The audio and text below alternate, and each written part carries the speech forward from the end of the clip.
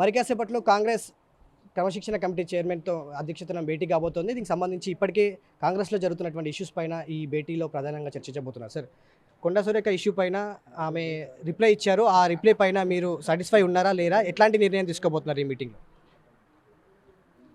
మా 3 గంటలకి మా డిసిప్లినరీ కమిటీ మీటింగ్ జరుగుతుంది. దాంట్లో మా మెంబర్స్ వైస్ చైర్మన్ మేము కూర్చొని ఇచ్చిన సమాధానం మనం ఏం చేయాలనే దాని మీద క్షుణ్ణంగా చర్చలు చేయటం జరుగుతుంది.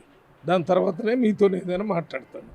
అంటే ఇప్పటికే ఆమె మీకు రిప్లై ఇస్తూ మా కూతురు చేసిన దానికి నాకెందుకు షోకాజ్ నోటీస్ ఇవ్వడము అని చెప్పేసి కూడా ఆమె రిప్లై ఇచ్చింది. అంటే దాన్ని ఎట్లా చూస్తుంది పార్టీ? అంటే ఆమె ఇచ్చిన రిప్లైలో న్యాచురల్ జస్టిస్కి వ్యతిరేకంగా అని ఒక సెంటెన్స్ రాశారు.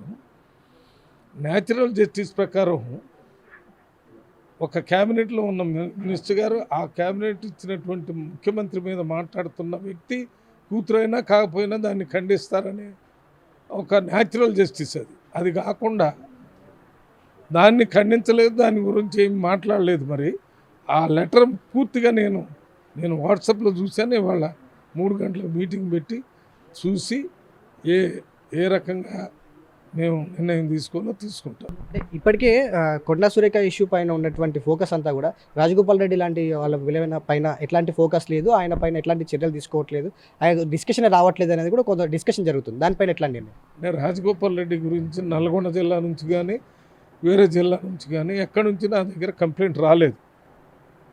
అట్లనే నాకు తెలియదని కాదు, నాకు తెలిసినా కూడా కాజ్ ఆఫ్ యాక్షన్ ఏది లేకపోవటం వల్ల లేదు. అది వచ్చినప్పుడు దాని గురించి మాట్లాడతాం. అవసరమైతే సుమోటోకి కూడా ఎప్పుడు అవసరమో అప్పుడే మాట్లాడతాం. మీటింగ్లో ఏం తెలిసబోతున్నారు సార్? అంటే మీటింగ్ ఇప్పుడు 3 గంటలకు జరగబోతుంది కాబట్టి ఈ 3 ఇష్యూస్తో పాటు ఇంకేమైనా మీ దృష్టికి వచ్చిన అంశాలు ఏమైనా ఉన్నాయి? పాతయన్నీ చాలా కేసులు ఉన్నాయి. వాళ్ళందరికీ నోటీసులు ఇవ్వటం, ఎవరికి నిర్ణయాలు తీసుకోవటం, వాటన్నింటి మీద చేయడానికి ఈ 3 కేసులతో పాటు ఇతర కేసులన్నింటినీ కూడా క్షుణ్ణంగా డిస్కస్ చేయటం జరుగుతుంది. సో మొత్తంగా ఈ 3 అంశాలతో పాటుగా మరిన్ని కీలక వేరే అంశాలు కూడా ఉన్నాయి.